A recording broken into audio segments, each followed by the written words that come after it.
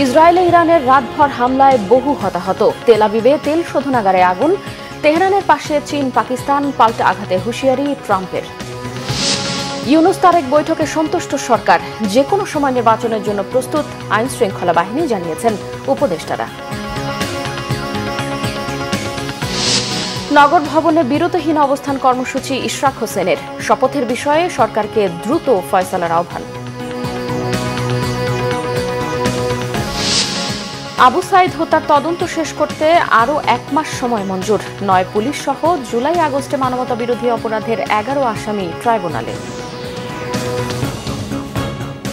দেখছিলেন crown cement সংবাদ শিরোনাম। এবারে বিস্তারিত। শুরুতেই ইসরায়েল ইরান হামলা প্রসঙ্গ। আবারও ইসরায়েল জুড়ে শত শত মিসাইল হামলা ইরানের। শনিবার রাতে হামলায় ব্যাপক ক্ষয়ক্ষতি হয়েছে হাইফা ও তেল আবিবের মতো শহরে। ইরানের হামলায় এই পর্যন্ত 13 জন নিহত ও 2 শতাধিক আহত হয়েছে। নেতানিয়াহু বাহিনীর হামলায় ক্ষতিগ্রস্ত হয়েছে ইরানের প্রতিরক্ষা মন্ত্রণালয়। এদিকে মধ্যপ্রাচ্য আরও যুদ্ধ বিমান পাঠাচ্ছে যুক্তরাষ্ট্র। যুক্তরাষ্ট্রে হামলা হলে ইরানকে তছনছ করে দেওয়ার হুমকি দিয়েছেন প্রেসিডেন্ট ডোনাল্ড ট্রাম্প। এই পরিস্থিতিতে তেহরানের পাশে থাকার আশ্বাস দিয়েছে চীন পাকিস্তান। শহীদ আরাফাতের ডেস্ক রিপোর্ট। ইরানের মিসাইল হামলায় তছনছ ইসরায়েলের তেল আবিব, জেরুজালেম ও হাইফা শহর। শনিবার রাতের হামলায় আগুন জ্বলছে হাইফা তেল শোধনাগারে। ধ্বংসস্তূপে পরিণত হয়েছে ইসরায়েলের অসংখ্য ভবন, আর তার নিচে আটকা পড়েছে অনেকে। এসব ভবনের বিধ্বস্ত অবস্থা দেখে গাজার নিরীহ মানুষের যন্ত্রণা কিছুটা আঁচ করতে পারেন নেতানিয়াহু প্রশাসন। ইরানের হামলার পর বাতিয়াম এলাকাটি আর চেনা যাচ্ছে না। এর আগে শনিবার ইরান জুড়ে বেসামরিক ও জ্বালানি অবকাঠামোতে বোমা হামলা চালায় ইসরায়েল।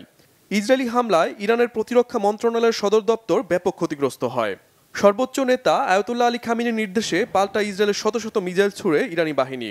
মুহূর্তেই ইসরায়েলের আকাশ প্রতিরক্ষা ব্যবস্থা ভেদ করে বিভিন্ন শহরে আঘাত হানে এসব মিসাইল। ইসরায়েলি বাসিন্দারা বাংকার সহ সুরক্ষিত স্থানে আশ্রয় নিতে এদিক ওদিক ছুটে বেড়ায়।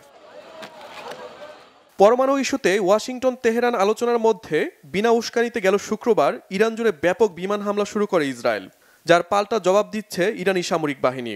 এদিকে যুক্তরাষ্ট্র বলছে শান্তি চাইলে ইরানকে পারমাণবিক কর্মসূচি ত্যাগ করতে হবে, আর ইরান বলছে পারমাণবিক কর্মসূচি ত্যাগ করবে না তারা। এরই মধ্যে 6ষ্ঠ দফা পারমাণবিক আলোচনা থেকে সরে এসেছে Tehran. Shahid Arafat, Bangla Vision news desk. প্রধান উপদেষ্টা এবং তারেক রহমানের বৈঠক নিয়ে উপদেষ্টা পরিষদ সন্তুষ্ট, জানিয়েছেন পরিবেশ ও বন উপদেষ্টা সৈয়দা রেজওয়ানা হাসান। কোনো রাজনৈতিক দলের এ বিষয়ে কিছু বলার থাকলে সেটা প্রধান উপদেষ্টার সাথে বলতে হবে বলেও মন্তব্য তার।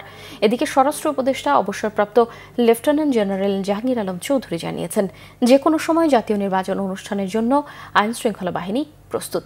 সচিবালয়ে তারা এসব কথা বলেন। ঈদের লম্বা ছুটির পর রবিবারই কর্মমুখ হয়েছে সচিবালয়। অফিস করেছেন উপদেষ্টা, সচিব সহ কর্মকর্তা কর্মচারীরা। সৈয়দা রিজওয়ানা হাসান আরও বলেছেন, যে কোনো ধরনের সমস্যাই সংলাপের মধ্য দিয়ে সমাধান সম্ভব। সড়ক পরিবহন ও বিদ্যুৎ উপদেষ্টা ফাউজুল কবির খান বলেছেন, এবারের ঈদের আগের 2 দিন ছুটি এবং ফিটনেসবিহীন গাড়ির জন্য ঈদে বাড়ি যাওয়ার পথে যানজট হয়েছে। ফিটনেসবিহীন গাড়ির বিরুদ্ধে কঠোর ব্যবস্থা নেওয়ারও হুঁশিয়ারি তার। উপদেষ্টা বলেন, বিদ্যুৎ নিয়ে খুব একটা অভিযোগ না থাকলেও গ্রামে লোডশেডিং ছিল। এদিকে স্বরাষ্ট্র উপদেষ্টা বলেছেন, বর্তমান আইন শৃঙ্খলা পরিস্থিতি আগের 15 বছরের তুলনায় ভালো। মানুষ আগে মনে করত থানায় ধরে নিয়ে 2টো পিটুনি আর লাথি মারাই পুলিশের কাজ। এখন সেই ধারণা বদলেছে, পুলিশ আগের চেয়েও এখন অনেক মানবিক। জানান, ভারতীয় হাইকমিশনারকে ডেকে বলা হয়েছে তাদের দেশে বাংলাদেশি অবৈধ অনুপ্রবেশকারীদের প্রপার চ্যানেলে দেশে ফিরিয়ে দিতে। যদি কোনো কথা বলেন, এটা প্রধান উপদেষ্টার সাথেই ওনারা নিশ্চয়ই কথা বলবেন। রাজনীতি বলেন, নির্বাচনী বলেন, গণতন্ত্রই বলেন আর সংস্কারই বলেন, প্রত্যেকটাই ডায়ালগের মাধ্যমে আগাতে হবে। আমি সেই জন্য ডায়ালগটা হচ্ছে এটাকে একটা সুসংবাদ মনে করি। নির্বাচনের ডেটটা তো ফিক্স করবে ইনফ্যাক্ট নির্বাচন কমিশন। ওনারা যেই সময় ফিক্স করবে, আমরা মনে হয় আমাদের আইন শৃঙ্খলা বাহিনী ওই সময় তারা প্রস্তুত। আমরা বলছি, যদি আমাদের দেশের নাগরিক যদি ইন্ডিয়া থেকে থাকে, তাহলে আমরা প্রপার চ্যানেলে পাঠাও, আমরা নিব। কিন্তু তাদের এই জঙ্গলের ভিতরে ফেলায় যাওয়া, নদীর উপরে ফেলায় দেওয়া, একটা লেকের উপরে ফেলায় যাওয়া, এটা কিন্তু কোনো সভ্য দেশের কিন্তু হওয়া উচিত না। তো এটা এই জন্য আমরা অনুরোধ করছি, আমাদের যদি নাগরিক থাকে, আমরা তোমরা প্রপার চ্যানেলে পাঠাও, আমরা নিয়ে নিই। আগামী সংসদ নির্বাচনে কোনো দলের পক্ষে লেজুর বৃত্তি না করে নিরপেক্ষভাবে কাজ করতে ইসি কর্মকর্তাদের প্রতি আহ্বান জানিয়েছেন প্রধান নির্বাচন কমিশনার এএমএম নাসির উদ্দিন। ঈদের দীর্ঘ ছুটি শেষে প্রথম কর্মদিবসে আগারগাঁওয়ে নির্বাচন ভবনে ইসি সচিবালয়ের ঊর্ধ্বতন কর্মকর্তাদের সাথে শুভেচ্ছা বিনিময় করেন সিইসি সহ অন্যান্য কমিশনাররা। শুভেচ্ছা বক্তব্যে সিইসি বলেছেন, নির্বাচন সংক্রান্ত যাবতীয় কাজ অনেকটাই এগিয়ে এসেছে, বাকি কাজ সবাইকে নিয়ে শেষ করতে হবে। তিনি বলেন, আজকের দিনে ইসির শপথ হবে একটা সুষ্ঠু, সুন্দর, নিরপেক্ষভাবে নির্বাচন করার। সচিবালয় কর্মকর্তাদের কোনো দলের জন্য লেজুর বৃত্তি না করে আইন অনুযায়ী বিবেক রেখে কাজ করার আহ্বান জানান তিনি। আরও বলেছেন, ভোটের মাঠে যারা খেলে তারা খেলুক, খেলে তারা জিতে আসুক, কমিশন শুধু রেফারি হয়ে কাজ করবে। আজকে আমাদের শপথ হবে কোন দলের জন্য লেজুর বৃত্তি না করা, আমাদের শপথ হবে আইন অনুযায়ী কাজ করা, আমাদের শপথ হবে বিবেক সম্মতভাবে কাজ করা। পারবেন তো ইনশাআল্লাহ? এবং আমি আপনাদের এই উচ্চারণ যখন শুনি আমি একটু আশাবাদী হই। আমরা তো রেফারির ভূমিকায়, আমরা রেফারির কাজ করব। যারা খেলবে তারা খেলুক, খেলে যারা জিতুক, কিন্তু আমাদের দায়িত্ব হবে একটা লেভেল প্লেইং ফিল্ড তৈরি করে দেওয়া। সেটা আমরা করার জন্য আমরা বদ্ধপরিকর। বিএনপি নেতা ইঞ্জিনিয়ার ইশরাক হোসেন বলেছেন, গায়ের জোরে নয়, সাংবিধানিকভাবে ও জনগণের ভোটে তিনি বৈধ মেয়র। শপথ না দেয়া বরং ভবিষ্যতে সরকারের বিরুদ্ধে আইন ও সংবিধান লঙ্ঘনের অভিযোগ উঠবে। তাই সরকারের উচিত দ্রুত এই বিষয়ে সমাধান করা। ঢাকা দক্ষিণ সিটি কর্পোরেশনের মেয়র হিসেবে ইশরাক হোসেনকে দায়িত্ব বুঝিয়ে দেওয়ার দাবিতে ধারাবাহিক অবস্থান কর্মসূচি পালন করে ঢাকাবাসী। এতে অংশ নিয়ে ইশরাক হোসেন বলেছেন, আইন উপদেষ্টার সাম্প্রতিক বক্তব্যে পরিষ্কার হয়েছে যে সরকার শুরু থেকেই সিদ্ধান্ত নিয়ে রেখেছিল মেয়র হিসেবে তাকে বসতে দেবে না। শেখ হাসিনার আমলে নির্বাচনে জালিয়াতি ও অবৈধভাবে ফলাফল পরিবর্তন করে জনগণের বিজয় ছিনিয়ে নেওয়া হয়েছিল, সেটি এই মামলার রায়ে প্রমাণিত হয়েছে। সরকারকে দ্রুত শপথের বিষয়টি সমাধান করতে হবে। ইশরাক হোসেন বলেছেন, এখন থেকে বিরতিহীনভাবে অবস্থান কর্মসূচি চলতে থাকবে। সেই সাথে নগর ভবনে জন্ম নিবন্ধন সনদ সহ দৈনন্দিন জরুরি সেবা চালু থাকবে। তবে অন্যান্য উন্নয়ন কর্মকাণ্ড পরিচালনা করার কর্মকর্তারা অফিস করতে পারবেন না। প্রধান ফটকে তালা খোলা হবে না, এটা আন্দোলনের একটা প্রতীক। সরকারকে বলবো, এখানে আপনারা যদি মনে করে থাকেন যে দেখি না কি হয়, ওরা কয়দিন করে এমনি আন্দোলন থেমে যাবে, তাহলে আপনারা বোকার স্বর্গে বাস করছেন, অত্যন্ত ভুল জায়গায় আপনারা রয়েছেন। আমি আবারও আপনাদেরকে বিনীতভাবে অনুরোধ জানাবো যে নগরবাসী দুর্ভোগের কথা চিন্তা করে হলেও আপনারা দ্রুততম সময়ে এটা সুরাহা করেন। আমরাও চাই এটার একটা সুরাহা করে একটা যৌক্তিক পরিণতি এটার করতে। এখন যেভাবে রয়েছে, যে অবস্থায় রয়েছে, এই অবস্থা থেকে আসলে কোনোভাবে আমরা ফেরত যাওয়ার কোনো পর্যায়ে নেই, কোনোভাবে আন্দোলন থামানোর কোনো সুযোগ নেই। আমরা আজকে নতুন করে আন্দোলন বিরতিহীনভাবে আমরা অবস্থান কর্মসূচির ঘোষণা দিচ্ছি। জুলাই গণ অভ্যুত্থানে পুলিশের গুলিতে রংপুরের শহীদ আবু সাইদ হত্যা মামলার তদন্ত শেষ করতে আরও 1 মাস সময় দিয়েছে আন্তর্জাতিক অপরাধ ট্রাইব্যুনাল। পরবর্তী শুনানি হবে 14 জুলাই। এছাড়াও এই মামলায় 4 আসামিকে একদিন করে জিজ্ঞাসাবাদের অনুমতিও দেওয়া হয়েছে। বিচারপতি গোলাম মুর্তজা মজুমদারের নেতৃত্বাধীন ট্রাইব্যুনাল রবিবার এই আদেশ দেন। এদিন রাষ্ট্রপক্ষ ট্রাইব্যুনালকে জানায়, দ্রুত আবু সাইদ হত্যা মামলার তদন্ত শেষ হবে। এছাড়াও গাজীপুরের কোনাবাড়িতে হৃদয় হত্যা মামলা এবং যাত্রাবাড়ির শনির আখড়ায় ইমাম হোসেন তাইম হত্যা মামলার তদন্ত শেষ করতে আরও 2 মাস সময় দেওয়া হয়েছে। প্রসিকিউশনের সময় আবেদনের প্রেক্ষিতে ট্রাইব্যুনাল এই সময় মঞ্জুর করেন। এই 2 মামলার পরবর্তী শুনানি 17 আগস্ট নির্ধারণ করেছে ট্রাইব্যুনাল। এর আগে এই 3 মামলায় গ্রেফতার 11 আসামিকে ট্রাইব্যুনালে হাজির করা হয়।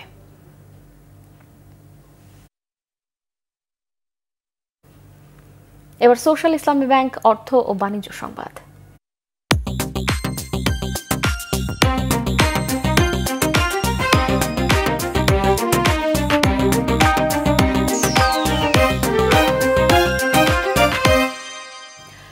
কোরবানির ঈদ উপলক্ষে টানা 10 দিন বন্ধের পর রবিবার দেশের সব ব্যাংক খুলেছে। সকাল 10টায় শুরু হয়েছে লেনদেন, তবে ব্যাংকগুলোতে তেমন ভিড় দেখা যায়নি। রাজধানীর বেশিরভাগ শাখাতেই কর্মকর্তাদের উপস্থিতি রয়েছে। তারা নিজেদের মধ্যে ও গ্রাহকদের সঙ্গেও শুভেচ্ছা বিনিময় করেছেন। ব্যাংক কর্মকর্তারা জানিয়েছেন, ব্যাংকে নগদ টাকা জমা ও উত্তোলনের বেশি চাপ নেই। জানান, ব্যবসায়িক কার্যক্রমের জন্যই বেশিরভাগ গ্রাহক ব্যাংকে এসেছেন। অনেকে এসেছেন রেমিটেন্স সংগ্রহ করতে। ফলে টানা বন্ধ থাকলেও লেনদেনে খুব বেশি প্রভাব পড়ছে না। এদিকে ব্যাংকে আসা গ্রাহকরাও জানালেন স্বস্তির কথা। তবে এটিএম বুথে টাকা না থাকা এবং ডিজিটাল ব্যাংকিং নিয়ে অসন্তোষ জানান তারা। এদিকে টানা 10 দিন বন্ধ থাকার পর আজ থেকে সাতক্ষীরার ভোমরা ও দিনাজপুরের হিলি স্থলবন্দর সহ সব বন্দর দিয়েই বাংলাদেশ ও ভারতের মধ্যে পণ্য আমদানি রপ্তানির কার্যক্রম পুনরায় শুরু হয়েছে।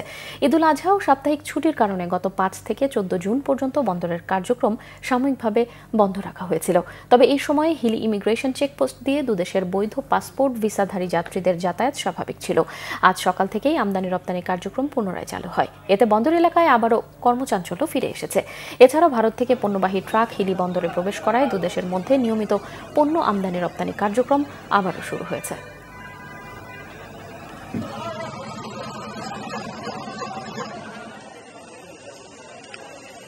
রাজধানীতে বেড়েই চলেছে ডেঙ্গু আক্রান্তের সংখ্যা। মহাখালীর ডিএনসিসি হাসপাতালে আছেন স্টাফ রিপোর্টার ফজলে রাব্বি, সরাসরি কথা বলবো তার সঙ্গে।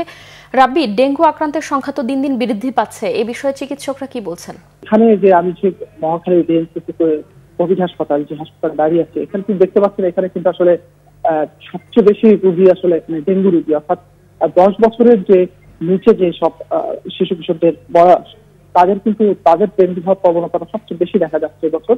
এবং সবচেয়ে বেশি ডেঙ্গু রোগী ঢাকার বাইরে থেকে যে জায়গা থেকে আসছে সেটা হচ্ছে বরগুনা। অর্থাৎ এই যে আমার যে শাড়িটা দেখছেন, এই শাড়িতে যত শিশু আছে সকলেই কম বেশি আসলে বরগুনা থেকে এখানে এসে জড়ো হয়েছে। তারা বলছে যে আসলে বরগুনাতে বা বরিশাল বিভাগে যে ধরনের মশা নিধনের যে ধরনের কার্যক্রম নেওয়ার কথা ছিল সরকারের, সেগুলো কিন্তু আসলে দৃশ্যমান হয়নি। ফলে ডেঙ্গু আক্রান্ত কিন্তু আসলে দিন দিন বাড়ছে। গতকালও কিন্তু এখানে আসলে জড়ো হয়েছে 18 জনের বেশি। আজ কিন্তু আসলে ঠিক কত এখন পর্যন্ত সংখ্যা সেটা কিন্তু আমরা এখন কথা বলে জানতে পারিনি। তবে এখানে যে পরিমাণ ডেঙ্গু রোগীর সংখ্যা যে হারে বাড়ছে, তাতে বলা যায় আসলে এটা আসলে খুব দ্রুতই আরো ছড়িয়ে যাবে। তো এই একটা বিষয় ছিল। পাশাপাশি সরকার কিন্তু আসলে ডেঙ্গু নিয়ন্ত্রণে কাজ করছে, আপনি জানেন। তারপরেও কিন্তু আসলে যেহেতু সারা বছরই কিন্তু এখন ডেঙ্গুর একটা প্রাদুর্ভাব আছে, ফলে আসলে ইতিমধ্যেই কিন্তু ডেঙ্গুর সংক্রমণ ব্যাপক হারে বাড়ছে। তো এই ছিল একটা বিষয় মোটামুটি আমার কাছে মহাখালী ডিএনসিসি হাসপাতাল থেকে সর্বশেষ অবস্থা। রাব্বি, আপনাকে ধন্যবাদ। 17তম নিবন্ধন পরীক্ষায় চূড়ান্তভাবে উত্তীর্ণ নিয়োগ বঞ্চিত প্রার্থীদের বয়স ও সনদের মেয়াদ শিথিল করে বিশেষ গণবিজ্ঞপ্তি প্রকাশের দাবিতে অবস্থান কর্মসূচিতে বাধা দিয়েছে পুলিশ। চাকরি প্রার্থীদের সাথে পুলিশের ধস্তাধস্তিতে 7 জন আহত হয়েছে। সকাল থেকে রাজধানীর জাতীয় প্রেস ক্লাবের সামনে এই কর্মসূচি পালন করছেন তারা। দুপুর 1:25-এর দিকে পুলিশের ব্যারিকেড ভেঙে মিছিল নিয়ে সচিবালয়ে প্রবেশের চেষ্টা করে বেসরকারি শিক্ষক নিবন্ধন ও প্রত্যয়ন কর্তৃপক্ষের নিয়োগ প্রত্যাশীরা। এ সময় পরিস্থিতি নিয়ন্ত্রণে আনতে পুলিশ 5টিরও বেশি সাউন্ড গ্রেনেড নিক্ষেপ করে, লাঠিচার্জও করা হয়। আন্দোলনকারীদের ব্যারিকেডের সামনে থেকে প্রেস ক্লাবের সামনে সরিয়ে দেওয়া হয়। আন্দোলনকারীরা বলছেন, কয়েক দফা আশ্বাসের পরও তাদের দাবি, বিশেষ গণবিজ্ঞপ্তির দাবি বাস্তবায়ন করা হয়নি। এ কারণে পূর্ব ঘোষণা অনুযায়ী তারা আন্দোলনে নেমেছেন। দাবি মানা না হলে ঘরে ফিরবেন না বলেও হুঁশিয়ারি দেন চাকরি প্রত্যাশীরা। এদিকে রমনা বিভাগের উপ পুলিশ কমিশনার মাসুদ আলম বলেছেন, আন্দোলনের নামে জনদুর্ভোগ সৃষ্টি করা হলে ছাড় দেওয়া হবে না। এছাড়াও সচিবালয়, যমুনা সহ গুরুত্বপূর্ণ জায়গার আশপাশে আন্দোলনের নামে বিশৃঙ্খলা করলে কঠোরভাবে দমনের কথাও জানান তিনি। বরিশালে ঈদের ছুটি কাটিয়ে ঢাকা ফিরতে যাত্রীদের গুনতে হচ্ছে অতিরিক্ত ভাড়া। একদিকে ফিটনেসবিহীন বাস, অন্যদিকে বিআরটিসির সরকারি বাস ডিপোতেও ন্যায্য ভাড়া না নেওয়ায় চরম বিপাকে ঢাকামুখী যাত্রীরা। বিআরটিসিতে বরিশাল থেকে ঢাকায় আসতে এসি বাসে নেওয়া হচ্ছে জনপ্রতি 500 টাকা, আর এসব বাস পরিচালনা করছে স্থানীয় কিছু যুবক। ঢাকা ও অন্যান্য জেলার বিআরটিসির ডিপো থেকে বাস এনে প্রতিদিন 15 থেকে 20টি বাস অতিরিক্ত ভাড়ায় চালানো হচ্ছে ঢাকা বরিশাল রুটে। এর বাইরে মালিক সমিতির লোকাল গাড়িতেও অতিরিক্ত ভাড়া নেওয়া হচ্ছে। সংবাদ শেষ করব ক্রাউন সিমেন্ট শিরোনামগুলো আরও একবার জানিয়ে। ইসরায়েলে ইরানের রাতভর হামলায় বহু হতাহত। তেল আবিবে তেল শোধনাগারে আগুন। তেহরানের পাশে চীন পাকিস্তান, পাল্টা আঘাতে হুঁশিয়ারি ট্রাম্পের। ইউনুস তারেক বৈঠকে সন্তুষ্ট সরকার, যে কোনো সময় নির্বাচনের জন্য প্রস্তুত আইন শৃঙ্খলা বাহিনী, জানিয়েছেন উপদেষ্টারা। নগর ভবনে বিরতিহীন অবস্থান কর্মসূচি ইশরাক হোসেনের। শপথের বিষয়ে সরকারকে দ্রুত ফয়সালার আহ্বান। আবু সাইদ হত্যার তদন্ত শেষ করতে আরও 1 মাস সময় মঞ্জুর। 9 পুলিশ সহ জুলাই-আগস্টে মানবতা বিরোধী অপরাধের 11 আসামি ট্রাইব্যুনালে। দর্শক, এই ছিল এখনকার মতো। পরের সংবাদ বিকেল 4টায়। এর আগে 3টায় রয়েছে নিউজ টপ 10 দেখার আমন্ত্রণ রইল। এতক্ষণ সঙ্গে থাকায় ধন্যবাদ।